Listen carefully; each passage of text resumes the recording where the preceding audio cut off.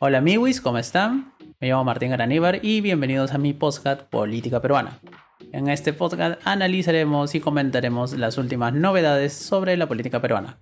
Sin más que agregar, empezamos. El día de hoy vamos a hablar sobre el coronavirus. Y francamente ya es el colmo que a estas alturas del partido, a estas alturas de la pandemia, tengamos que dedicar un podcast especial para hablar únicamente sobre la pandemia, sobre el COVID-19. Porque ya ha pasado un año, ya deberíamos saber que el coronavirus es real, que es un virus que existe, que está matando a muchísima gente, que hay más de 2 millones de muertos en todo el mundo, que hay cientos de millones de contagiados, que mucha gente anda sufriendo, que las camas de los hospitales en Perú están colapsadas, pero hasta el día de hoy hay gente que niega el virus, que dice que no existe, que es un invento, entonces ya es el colmo, ¿no? Y también están los que dicen, bueno, el virus existe, pero no toman las medidas de protección necesarias. Y hay gente que hasta el día de hoy no sabe usar bien una mascarilla, o sea, ya es el colmo, en verdad. Y para eso vamos a dividir el podcast en 3 partes, ¿no? Primero vamos a hablar de los negacionistas, los peligros que representa un negacionista y el por qué un negacionista es un negacionista, ¿no? También hay una cierta lógica detrás de ello. Después vamos a hablar sobre la cuarentena, que si sirve, que si no sirve, que si está bien hecha, que si está mal hecha. Acá las opiniones van a ser variables porque hay muchos ejemplos a nivel mundial. Y por último, vamos a hablar de las vacunas y por qué es importante que te vacunes. Así que sin más que agregar, empezamos. En esta parte vamos a hablar sobre los negacionistas y lo que representan y por qué creen lo que creen. Entonces empezamos. Antes que nada vamos a dar cifras actualizadas al momento, ¿no? Acá son la 1:34 del 2 de febrero, hora de Madrid. Entonces son 6 horas menos. En Lima serán las 7 de la mañana ya, 7:34. Y al momento en que se graba este podcast hay 103.499.063 casos confirmados de coronavirus y 2.240.726 muertos por coronavirus. Y el coronavirus se ha detectado en 192 países del mundo. O sea, prácticamente en casi todo el mundo. Ese es un dato, ¿no? Es un hecho. Ya bueno, ahora los negacionistas son las personas que, como dice su nombre, niegan la enfermedad. Te dicen de que esto es un invento, de que esto en realidad es una gran conspiración, de que el virus no existe, de que es un mecanismo malévolo de algún poder sobrenatural o algún ente malvado o alguna persona malvada, ¿no? Que varía según los gustos y opiniones de la teoría de gusto, que varía según gustos y opiniones. Para algunos es el nuevo orden mundial, para otros es George Soros, para otros es Bill Gates, Elon Musk, quien quiera que sea, ¿no? Joe Biden, que representa a esos malvados, los reptilianos, los masones, los extraterrestres, quien quiera, ¿no? Pero el punto común es que hay una persona o hay un ente malvado que quiere acabar con la humanidad y la mejor manera de hacerlo es a través de esta pseudo pandemia que no existe y que en realidad ellos lo que hacen es controlar gobiernos o instituciones para que hagan creer de que el virus existe y que por eso tú tienes que hacer cuarentena o tienes que tener restricciones, restringen tus libertades, te someten y a la larga te mueres. Esa es la lógica de un negacionista, ¿no? Lo que un negacionista más que nada quiere, ansía, es luchar por la libertad y obviamente volver a su vida normal, ¿no? Porque para ellos el coronavirus no existe hasta que les da coronavirus. Los casos de los negacionistas más famosos del mundo, a los que al final les dio COVID, está Donald Trump, Boris Johnson, Bolsonaro, les dio COVID, se curaron y bueno, uno cambió, Johnson, que dejó de ser un negacionista y ahora aplica una estrategia con más o menos resultados, y los otros dos siguen siendo negacionistas pero también con diferentes resultados. Uno no ha sido reelegido y el otro, bueno, todavía tiene para rato para ser presidente en Brasil un rato más. Entonces, los negacionistas son estas personas, obviamente niegan la pandemia, creen que todo esto es una teoría de la conspiración. Hay muchas teorías de la conspiración, pero lo más importante es averiguar, ¿pero por qué un negacionista es un negacionista, no es cierto? O sea, ¿qué tiene en la cabeza? ¿Qué tienen en la cabeza esas personas, no? Y más que nada lo que tienen es miedo, incertidumbre. Un negacionista busca o se vuelve negacionista o abraza estas teorías de la conspiración porque estas teorías, como ya lo han explicado muchos académicos y están en varios artículos, hay uno de Atlantic que es buenísimo sobre QAnon, que se los recomiendo leerlo, sí, buenísimo. Y más que nada dan una falsa sensación de seguridad, ¿no? De pertenecer a un grupo de seguridad, de que yo estoy en el lado correcto de la historia y de que obviamente yo estoy luchando contra algunos poderes malvados, ¿no? Por ejemplo, muchos partidarios de Donald Trump eran de esa gente, ¿no? Gente común y corriente, normal, que veían amenazada su modo de vida por esto del coronavirus o por algunos cambios que se producen en Estados Unidos, y obviamente esos cambios llevan incertidumbre, estas incertidumbres te llevan a buscar respuestas y estas respuestas te llevan a la teoría de la conspiración, que te da respuestas fáciles, rápidas y que en teoría tienen sentido. Aunque al final, cuando empiezas a estudiarlos bien, te das cuenta de que a cada rato cambian de versión para que ellos sean el típico brother que siempre tiene la razón y por más que le demuestres que está equivocado, no. El brother siempre va a tener la razón. Entonces es el Contreras del grupo, el que se cree, no el que se cree, ¿no? Pero el que siempre busca tener la razón. Entonces esta gente simplemente lo que hacen es un círculo vicioso. Te metes a la teoría de la conspiración, te da respuestas, después tú ves que algo está fallando, entonces te vuelven a dar otra respuesta y así, ¿no? Entonces llegas a un círculo vicioso en el que tú siempre vas a tener la respuesta correcta o tu grupo, tu conspiración favorita te va a dar la respuesta adecuada en el momento adecuado, que va a responder esas dudas, y obviamente los que te demuestren o te quieran hacer creer de que esa teoría está mal o que hay unos fallos en su lógica son los otros, ¿no? Es el enemigo, son las fake news, y esto fue ejemplificado perfectamente por Donald Trump. Donald Trump era un experto en estas lides, era un experto comunicando estas cosas, vendiendo ideas fáciles a la población, eslogans repetitivos, y eso es algo no que inventó Trump, pero que él aprovechó algo que ya existía obviamente para sus fines personales y políticos, y eso es importante, ¿no? De saber. El negacionista no es el tonto, en realidad. Hay personas de todo académico, ¿no? De todo nivel socioeconómico, en realidad. Tú puedes encontrar conspiranoicos o fanáticos de la teoría de la conspiración, fanáticos de QAnon, desde las clases más altas hasta las clases más populares. Obviamente esta gente que apoya esas teorías tiene ciertas o comparte ciertos rasgos en común, pero no es que sea algo exclusivo de la clase alta o la clase baja, no, nada que ver. Entonces esta gente siempre comparte ciertos temores de que el mundo en el que ha crecido o el orden que ellos creían que estaba bien se va desmoronando de a poco por varios factores. La pandemia solo lo único que ha hecho es agravar esos factores y por eso, plum, abrazan una teoría de la conspiración. Y se vuelven fanáticos en realidad. Este tipo de personas se vuelven fanáticas. Si tú los conoces en personas, son muy buena gente, son amables, simpáticos. Pero cuando abrazan esas teorías de la conspiración, se vuelven fanáticos. Así como hay fanáticos religiosos, hay fanáticos conspiranoicos. Y es lo mismo, son fanáticos. Por eso es un peligro, porque al final a esta gente le andan diciendo de que esto es una mentira, esto es una invención, de que esto no existe, de que el virus no es tal, o que el virus fue creado en un laboratorio chino y que en realidad es una arma de propaganda y que estamos en parte de una guerra, y de que fulano tal era obviamente como una especie de mesías, salvador, alguien que está luchando contra esos poderes malvados. Ahí ese tipo va a empezar a creer cualquier tontería, o como dicen acá en España, cualquier chorrada, y ahí estamos mal, porque después no van a usar las mascarillas, que es lo que hace un negacionista.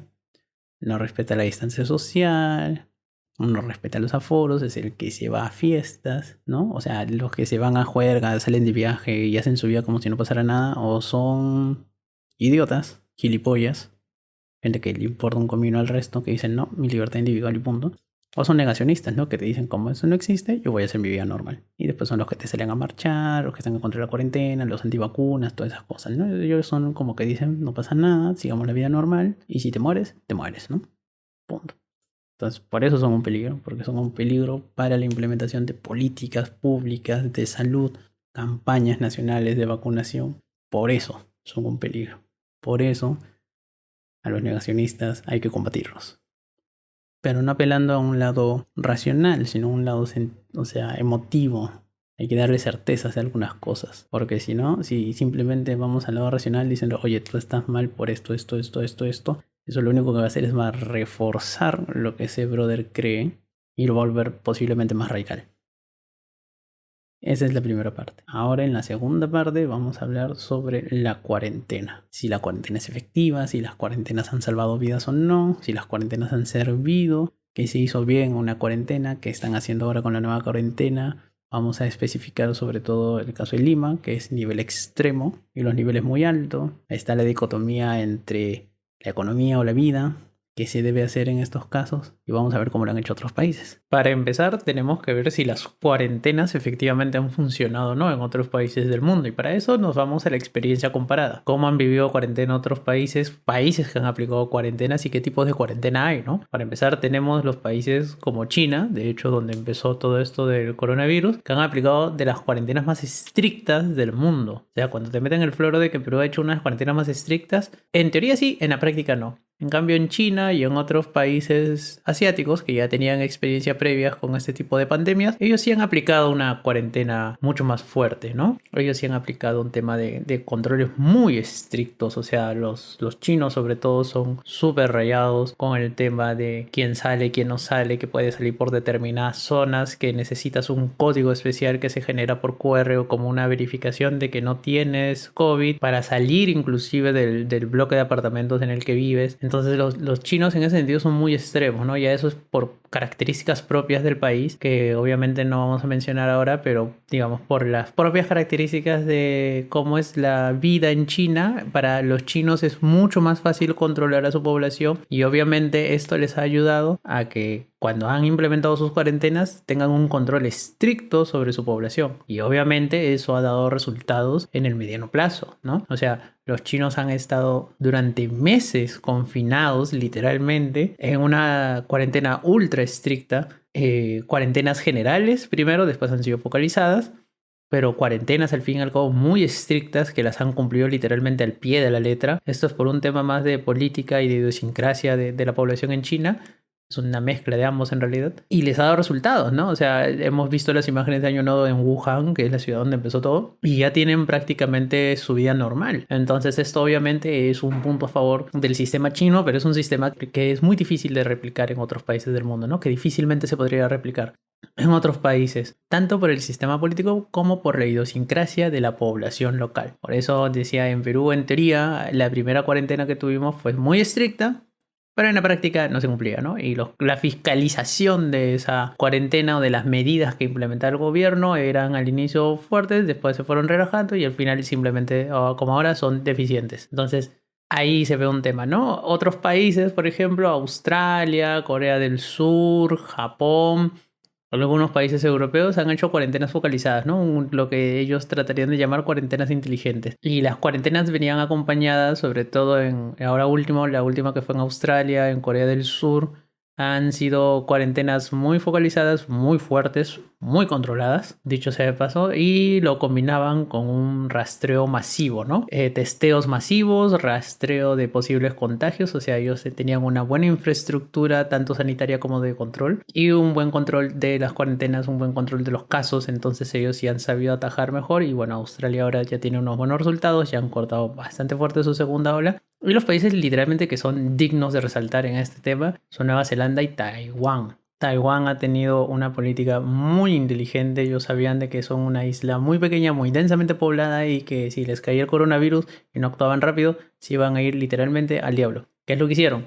Testeos masivos, rastreo, aislamiento total de los contagiados porque los detectaban rápido. Y al final, ¿qué pasó? Tienen muy pocos casos, igual en Nueva Zelanda tuvieron muy pocos casos, lo controlaron muy rápido, nunca relajaron sus medidas, o sea, tuvieron cuarentenas al inicio más o menos estrictas, sobre todo Nueva Zelanda, Taiwán no tanto, pero sí habían controles, ¿no? Sí hubieron restricciones en cuanto a ocio nocturno, en cuanto a movilidad de la población, y obviamente ya cuando esto lo tienen controlado van relajando un poco, pero por ejemplo Taiwán es un caso muy conocido porque nunca ha tenido un lockdown o un cierre total, ¿no? De la economía del país, no lo han hecho. O sea, han controlado muchos temas, ellos sí, han controlado mucho el rastreo de casos, pero ya han tenido algunos cierres específicos de actividades, por ejemplo, actividades masivas, ¿no? Al aire libre o grandes concentraciones de personas, las han prohibido. Pero el tema de cerrar 100% de la economía, como ha pasado en Europa o en América Latina, no lo han hecho. Y eso es, por ejemplo, algo que acá no se aprendió, ¿no? O sea, acá, por lo menos en España, por el tema más que nada económico, y ahí viene ya el segundo punto, pero lo voy a adelantar ahorita, por el tema económico de vamos a salvar el verano,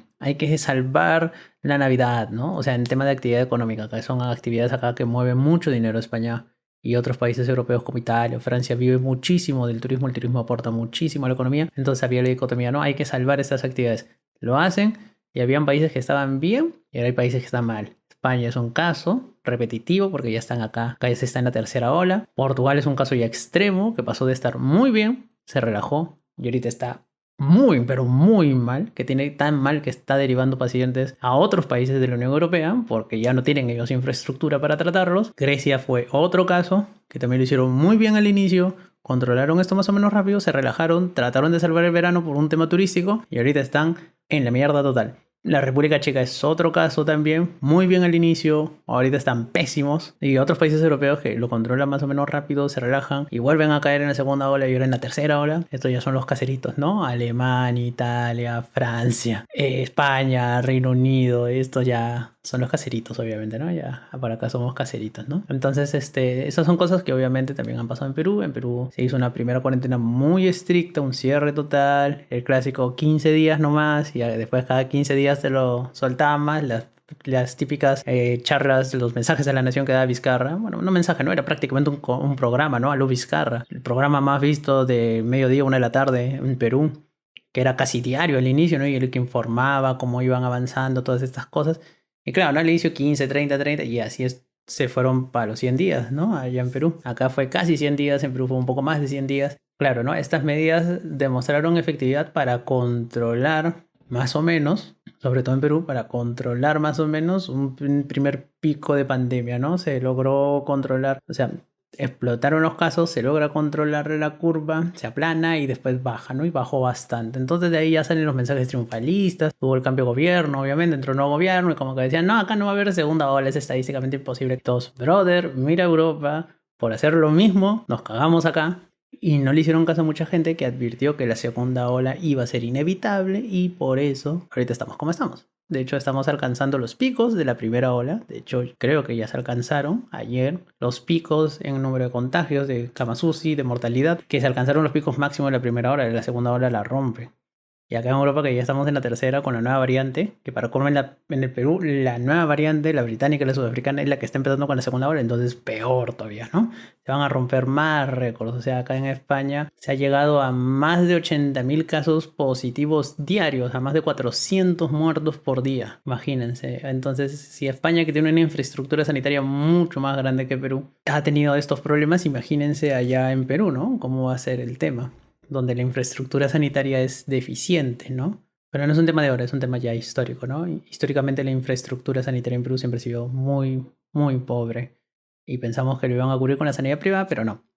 La sanidad pública es la que tiene que al final que hacer la gran carga de los casos de COVID. Y obviamente como es deficitaria, no va a cubrir todo. Por eso ahí está la gente pidiendo oxígeno, rogando por cama UCI, todas esas cosas, ¿no? Pero mi punto es, las cuarentenas, como han estado planteando en Perú, no han funcionado mucho. De hecho, por eso ahora el gobierno, cuando ha planteado estas nuevas medidas en el nivel extremo, limita mucho el tema de movilidad, ¿no? En teoría nadie debería salir en su casa, porque la inmovilización social es todo el día y solamente podrían salir máximo en una franja horaria que es de 6 a 6, 1 hora al día, para salir a compras, para comprar comida, para pasear cerca, para hacer deporte. En teoría, una persona por familia debería salir a hacer las compras. En teoría, está prohibido el uso de coches particulares, de carros particulares. En teoría, solamente puedes salir a pasear con tu mascota o hacer deporte cerca a tu casa 1 hora al día. En teoría, digo, ¿no? Porque en la práctica, al final la gente ya sale sin mascarilla, con la mascarilla mal puesta. No respetan el tema de 1 hora, además la fiscalización, ¿quién supervisa que uno esté efectivamente cumpliendo eso? Que esté cerca a su domicilio, ¿no? La policía, que sigue francamente en abierta rebeldía con el gobierno. Los militares, no, los militares desde que hubo un incidente a inicios de la primera cuarentena ya como que les restaron protagonismo y ahora la gente como que les vale madre, les va y les viene. Y claro, hay gente que si hace caso a las disposiciones del gobierno, no sale, se quedan en sus casas, sale una vez por semana o sale una persona a hacer compras, pero hay gente que tiene los recursos para poder aguantar una cuarentena, ¿no? Para poder estar encerrado en su casa, hacer teletrabajo, y la gran mayoría de las personas no tienen eso, viven del día a día. Es un tema ya más de cómo es la realidad económica, la realidad del empleo en Perú, y obviamente esa gente no puede estar encerrada 15 días sin recibir un bono, ¿no? Y los bonos recién se van a empezar a pagar a partir del 15 de febrero, entonces esa gente está obviamente que tiene que salir ya prácticamente por necesidad, ¿no? Está claro, como digo, hay el grupo que no respeta las normas porque no le da la gana, y hay el grupo que no respeta las normas pero prácticamente por necesidad, ¿no? O sea, si a esa gente le dieras un bono ahora, muy posiblemente se queden encerradas en sus casas. Y bueno, también habrán los que reciben el bono, igual van a querer salir. El punto es que la cuarentena ahora es muy distinta a la primera, ¿no? Ya se permiten actividades, por ejemplo, lo que son los restaurantes, no nada para comer, pero sí para llevar. El delivery funciona. En la primera cuarentena durante un buen tiempo los deliveries estuvieron prohibidos, los restaurantes estaban cerrados y eso se activó, ¿no? O sea, con las fases 1 y 2. Ahora las actividades económicas que estaban permitidas en fase 1 y 2 siguen funcionando, ¿no? O sea, servicios esenciales, mercados, restaurantes, notarías, bancos, construcción, industria, pesca, bueno, en los lugares donde hay obviamente el litoral, siguen funcionando normal. O sea, si sus actividades van a permitir y la gente obviamente que trabaja en estas actividades económicas va a poder seguir laborando, van a tener que tramitar su pase, pero van a poder seguir trabajando. Entonces hay diferencias, ¿no? Este es como que se trata de hacer una cuarentena eficiente, ¿no? Pero independientemente de que hagamos una cuarentena súper estricta o tratemos de hacer una cuarentena súper estricta como los chinos, a que tratemos de hacer una cuarentena inteligente, faltan pero muchas cosas. Uno, falta fiscalización. No hay fiscalización de eso, ¿no? ¿Quién supervisa que uno realmente está cumpliendo las normas? Que no está saliendo más de una hora. En China lo pueden hacer porque literalmente allá te tienen monitoreado por todo. En Perú no se puede hacer. O sea, es muy difícil, ¿no? Entonces no se puede implementar, ¿no? La policía, o sea, hay suficientes efectivos para que supervisen todo eso como si fuera un gran hermano, que en China sí hay. No. Entonces, no se puede. Ya, otro caso es, podría decir, bueno, ya confiemos más en la apelemos a la responsabilidad de la población, ¿no? Pero el centro de rastreo, estos países que han tenido mucho éxito con el tema de las cuarentenas, lo han hecho porque por el tema de rastreo. Ellos rastrean mucho el tema del positivo. O sea, detectan un positivo y al toque rastrean y vean con quién ha estado en contacto, quiénes han sido, o sea, por dónde se han movido y van aislando así los casos y por eso el virus no se propaga rápido. En el tema de Perú, eso no lo hacen.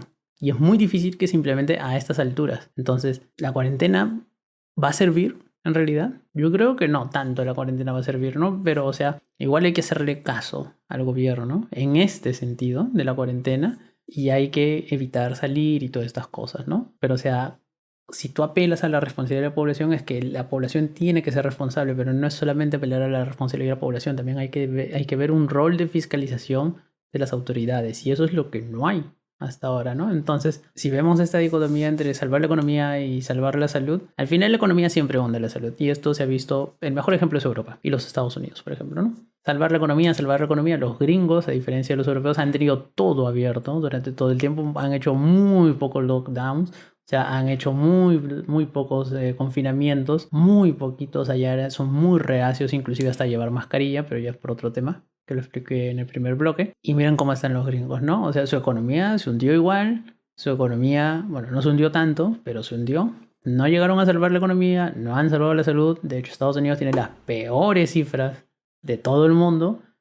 Y eso es, ¿por qué? Porque han tratado de salvar la economía. Acá en España fue lo mismo, ¿no? El mejor ejemplo es lo de la campaña de Navidad. Acá en Navidad se mueve muchísimo dinero, ¿no? Por un montón de temas. Viajes al interior de España, regalos, compras, las rebajas, las cenas de empresas. O sea, para muchos sectores la Navidad es una temporada fuerte de ventas y es una temporada donde hay mucha actividad económica. Acá en España, a inicios de diciembre, habían buenas cifras. De hecho, eran una de las mejores de toda Europa. La tasa de positividad era muy baja, la tasa de incidencia también era muy baja. Entonces, la gente se relaja. Bueno, mejor dicho, las autoridades se relajaron y dijeron hay que salvar la Navidad, ¿no? La campaña de Navidad. Se permiten visitas, se permiten cenas familiares, que se junte más gente, ¿no? Pero es solamente entre familia, no, o convivientes, no amigos. A la gente le importó tres pepinos, se juntaron, se mezclaron, relajaron, no usaban mascarilla, todas esas cosas y al final pasó lo que tenía que pasar. Los casos se empiezan a disparar, de nuevo hay una presión hospitalaria alta, la tasa de positividad de alza, se dispara la tasa de incidencia acumulada, se disparan los números de contagiados, se disparan los muertos, la presión en camas UCI y en la presión hospitalaria crece, las camas UCI se empiezan a escasear, se vuelven a armar hospitales de campaña otra vez para atender casos de coronavirus. Comunidades autónomas que no tenían mucha incidencia tienen ahora una incidencia altísima y entonces es eso, ¿no? Y como siempre Madrid tiene las peores cifras de todo porque por acá se relajó mucho, se permitió que las reuniones fueran con muchas personas, se trató hasta el final de evitar un cierre del sector de la hostelería, restauración, o sea, restaurantes, bares, pubs, todo esto. Se evitó de cerrar de cerrar este sector hasta el último, cuando ya era inevitable que lo cierren, lo han cerrado, el toque de queda se amplió, entonces ya, pero ya era muy tarde, ¿no? La incidencia ya estaba disparada y como siempre Madrid actúa mal y actúa tarde, que esa ha sido también una constante durante la cuarentena, ¿no? Entonces Perú también tiene que aprender estas cosas que pasan en Europa, ¿no? No tiene que imitar estos casos, o sea, y eso se ha visto en Reino Unido, en Francia, en Alemania, en España, en Italia, en Portugal, en Grecia, en República Checa, en Holanda, en Bélgica, o sea, en toda Europa, ¿no? Y eso que acá la campaña de vacunación es fuerte, a diferencia de Perú, acá ya han empezado la campaña de vacunación. De hecho, en España hay más de 1 millón de personas vacunadas con la primera dosis, pero igual, o sea, acá la campaña de vacunación ya empezó muy fuerte, empezó con mucho ritmo. Bueno, ahora hay problemas con el tema de los suministros y había un problema, una bronca entre la Unión Europea y AstraZeneca y Pfizer y todos ellos, pero ese ya es otro tema, ¿no? Al final es que si uno hace una cuarentena a medias, o sea, o lo hace bien o no la hace. Ese es el punto, ¿no? O haces una cuarentena a medias o haces una cuarentena total, pero la cosa de hacer una cuarentena es evitar que haya un colapso de los hospitales, ¿no? Bajar la presión hospitalaria para que puedas armar, digamos, más hospitales o darle descanso a tu personal sanitario o contratar más personal sanitario para hacer frente a los nuevos casos. Entonces, las cuarentenas de por sí no evitan o no extinguen la enfermedad. Lo único que hacen es contener los casos, ¿no? Contener y bajar la presión hospitalaria. De hecho, para eso sirve una cuarentena. Las cuarentenas sirven para bajar la presión hospitalaria, para que haya menos casos y para que las camas UCI no estén tan colapsadas. Porque una persona que entra en una cama UCI no va a salir al toque. Muy posiblemente se quede un par de semanas allí, pero la cama UCI con todo el equipo que necesita una cama UCI y todos los especialistas que necesitan una cama UCI va a estar ocupada un buen tiempo. Entonces no es como que alguien que tenga un caso leve de coronavirus o que necesita un poco de hospitalización porque se siente un poco mal, va a estar ahí unos días, después se pone bien y ya, para la casa, ¿no? Alguien en UCI va a estar un buen tiempo y hay gente que ha pasado meses en UCI y eso es muy malo, de verdad. Entonces, ¿las cuarentenas sirven o no sirven? Sirven si se hacen bien, si no, por las puras estás haciendo una cuarentena. Y de hecho, Perú, a diferencia de muchos países europeos o muchos países asiáticos que han hecho estas medidas, no tiene la capacidad económica para aguantar una cuarentena larga, estricta, o un lockdown total como el que hubo la primera vez. No, de hecho, ya no hay dinero para eso, ¿no? La economía obviamente juega un rol importante, pero no debe ser el rol fundamental. A decir verdad, en esta segunda cuarentena se están permitiendo muchas actividades económicas y eso es bueno, ¿no? Porque tampoco hay que hundir la economía. Pero, por favor, seamos responsables. Seamos responsables y recuerden, distancia social, mascarilla, lavado constante de manos, salgan lo mínimo indispensable. Eso es muy importante. Y ahora vamos al tercer punto, que es el de las vacunas. ¿Por qué es importante tener vacunas? ¿Cuándo vamos a tener vacunas? ¿Qué tipo de vacunas han salido, no? De hecho, hoy día han salido unas noticias interesantes sobre el tema de las vacunas. Y de eso vamos a hablar a continuación. Y ahora en el tema de las vacunas vamos a hablar sobre primero las vacunas, la importancia de la vacunación, por qué las vacunas son seguras, etcétera, etcétera, ¿no? Pero vamos a hacerlo rápido. Nada más para empezar, las vacunas está demostrado históricamente que funcionan. Entonces, no hay mucho que darle vuelta. Las vacunas sirven, han servido bastante. De hecho, hay enfermedades que se han controlado mucho. Hay una enfermedad que literalmente se extinguió por el tema de la campaña mundial de vacunación. Y algo muy importante, si queremos retomar la vida tal y como la teníamos antes del coronavirus, tenemos que vacunarnos todos. O sea, tiene que ser más del 75% de la población mundial que tiene que estar vacunada para que podamos volver a tener una vida normal. Si no, olvídalo, vamos a seguir con este tira floja, con estos confinamientos selectivos, con que a veces vamos a estar confinados y otras veces no, prohibición de viajar, todas esas cosas. Se tiene que vacunar todo el mundo, te guste o no te guste. Pero vamos a empezar hablando por las vacunas, ¿no es cierto? Hay varios tipos de vacunas, está la de Pfizer, la AstraZeneca, la de Moderna, la Gamaleya, que es la rusa, la Sputnik 5, el Sinopharm, que es la china. Entonces, tenemos todos estos tipos de vacunas que ya están probadas, que ya funcionan, que tienen distintos grados de efectividad. También está la de Johnson Johnson, que esa todavía no está en sus fases finales, pero ahí va, ¿no? También me he olvidado Johnson Johnson. Pero tenemos varias vacunas y de hecho lo que les decía hace un rato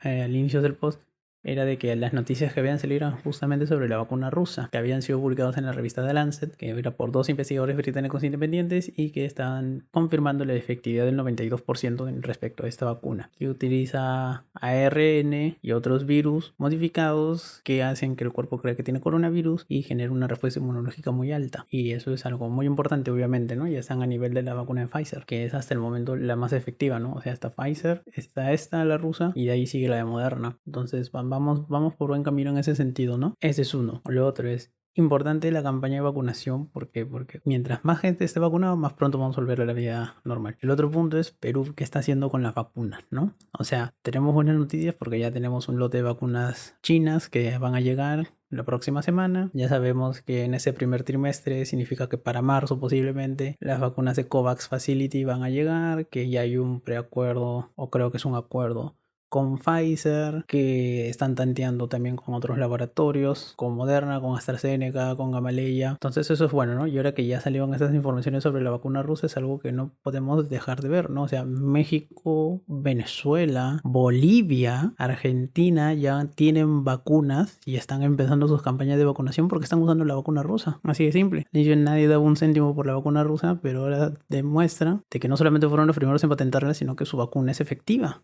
Y, brother, o sea, en estos momentos vale usar cualquier vacuna que sea efectiva y eficaz y que demuestre resultados. Y esta vacuna está demostrando resultados. Entonces, a la vacuna rusa no hay que ponerle asco, ¿no? O sea, en base a datos científicos, en base a datos médicos, hay que hacer resultados y esta vacuna está funcionando. Entonces, ¿por qué es importante una campaña de vacunación? Para volver a la vida normal, para que se reactive la economía, para que todos volver a una cierta normalidad. Eso es uno. Lo otro es, o sea, aparte de la normalidad, es el tema económico. Y acá también juegan contra los antivacunas. O sea, dentro de nuestros amiguis conspiranoicos, QAnon, reptilianos y toda esta onda que ya expliqué antes, de los negacionistas, los antivacunas también. Esta gente que nunca creyó en la vacuna y que no se va a poner la vacuna muy probablemente, y por más que uno lo trate de, bueno, salvo que lo obliguen, se van a poner ahí recién la vacuna, pero si es la vacuna es voluntaria, no se la van a poner por nada del mundo. Claro, ellos van a estar fregados por un lado y van a fregar a todo el mundo también, porque hasta que no se alcance un nivel mínimo de gente inmunizada no se va a poder volver a la vida normal. Y aparte, mientras más tiempo se demore, y esto es lo que dicen muchos científicos, mientras más tiempo se demore el mundo en vacunarse, o sea, en que la población mundial esté vacunada,